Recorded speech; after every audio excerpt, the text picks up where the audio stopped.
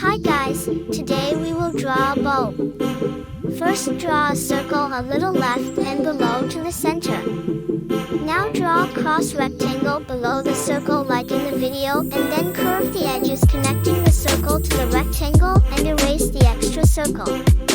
Now make a wavy line in the upper half of the circle, then draw 2 or more wavy lines connected to the bulb to show that the bulb is broken. Then draw a few lines to look like the cap of the bulb in the rectangle we drew before. After that, draw a line in the middle.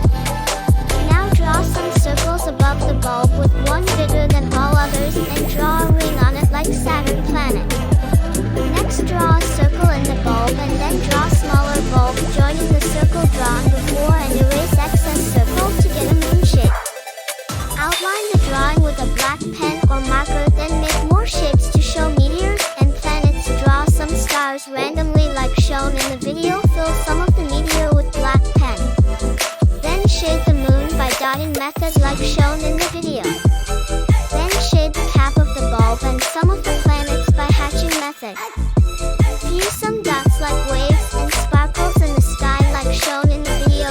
Then add some more random dots and outline only the edges body for better effect. Happy drawing!